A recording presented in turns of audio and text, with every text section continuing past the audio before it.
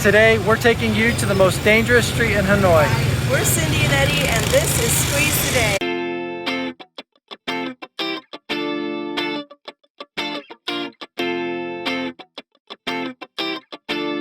It might be kind of loud here, but it's about to get louder. We're about to get a train running through the middle of this street. As you can see, there is a crowd that builds up here every single day. But the gentleman right there is not letting anybody on the tracks because there's a train that's about to come. The objective is to get up here so we can get a shot for you because this is a very popular tourist attraction. This is a spot we're stopping because they have an upstairs area that we want to go and sit at so we can get a picture of this train coming through. That's the safe place to sit if you're going to do anything like this. Just remember, follow the directions of the locals. They know what's going on. We followed the shopkeeper inside and up the stairs to be treated to this amazing view. Let us know what you think in the comments below. This is what it looks like up here. The number on the door says 34. We decided to come here because it's less crowded. It has a balcony overlooking the train tracks, which looks like this. And of course, this lady is super friendly. So the only thing left to do now is wait for the train to come. And it came pretty quickly.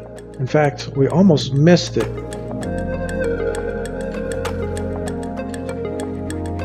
As you're looking at the scene below with the train running past us, keep in mind that there is a very close proximity between the train and the building that we're actually sitting in. That's one of the reasons why everyone is so cautious with tourists here. It can be very dangerous on this street. So make sure you're listening to what people are telling you to do in this area when you decide to come out and watch this too.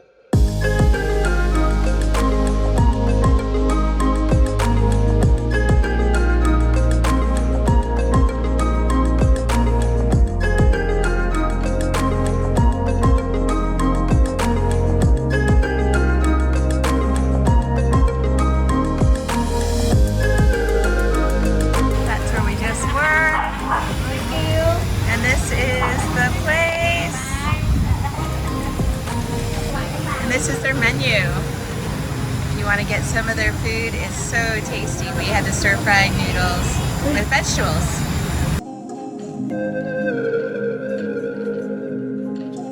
That was certainly fun, but we're not done yet. The trains actually run quite frequently. So we're gonna stick around for another train, but we're going to another coffee spot. Yeah. The reason we're going to another coffee spot is we want to get another angle. Other than that, we would have stayed there because it's actually Really nice. perfect spot to be. So if you're here and you wanted to stop by there, we recommend it. Okay, let's go get some coffee.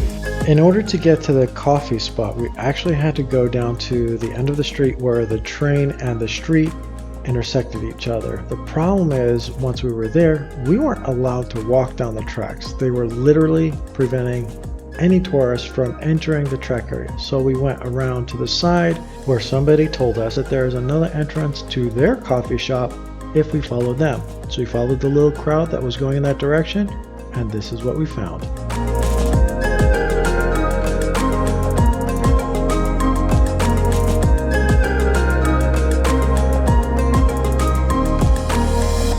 And I feel like we were really blessed to be able to get a seat right on the railing so we can see the train when it actually gets here. If you look down the tracks, you'll see that there are lots of restaurants that are here. Not all of them are open right now, but the ones that are have people sitting there waiting for this next train to come. Here you can see the yellow line indicating the minimum safe distance, as well as some of the locals hard at work getting through their day right here along the tracks.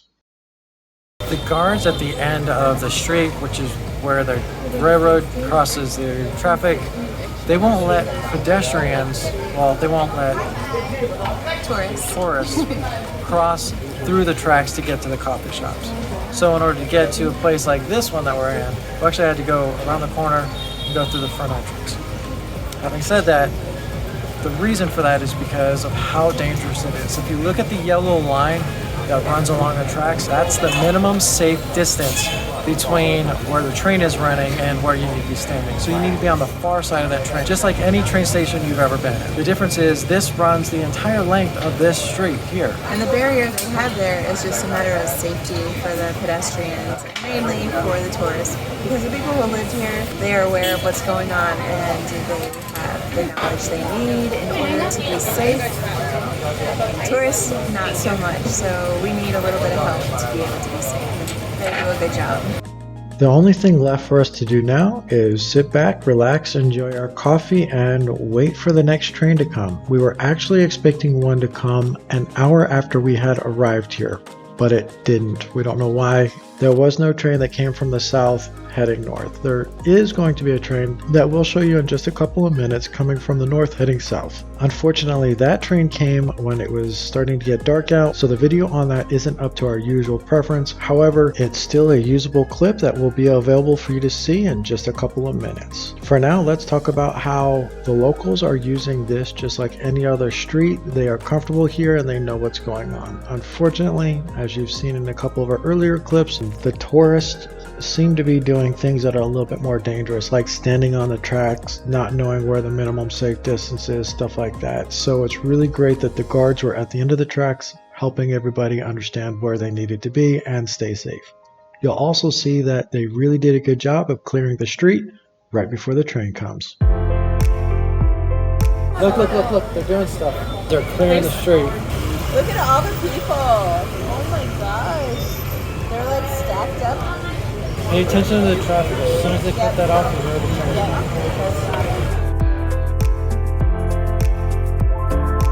train. From start to finish, it took about 7 minutes to actually clear traffic from this crossing. So that's about how long it took to actually stop everybody and clear out all the pedestrians that's standing around. And then there was another 15 minutes before the train actually came down the street, and we'll show you that in just a moment.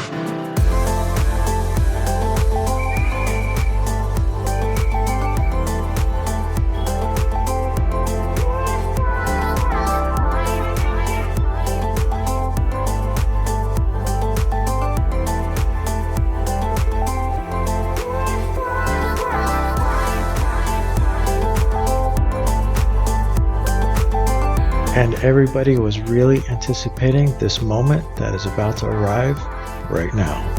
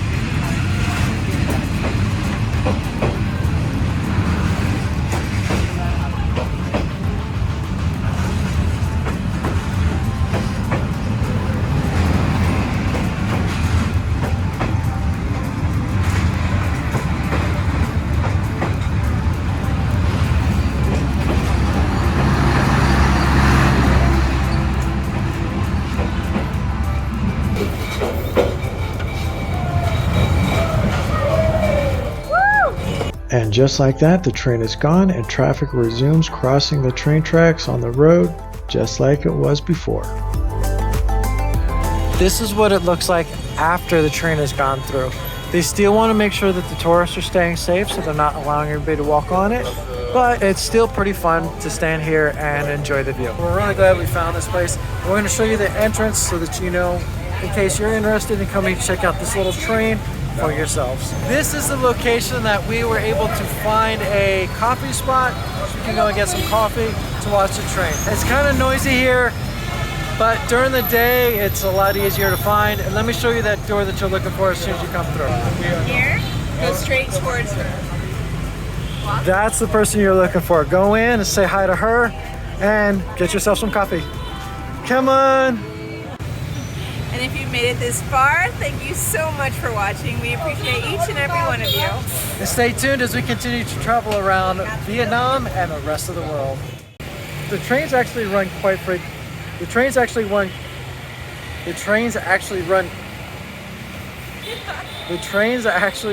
quite frequently. As soon as I can get my steps here. It's uneven pavement. And your words. In my words. If you like this video, make sure you hit that like button. And if you're not subscribed, hit the subscribe button and ring the bell for notifications so that you can continue to follow along with us as we continue on this adventure.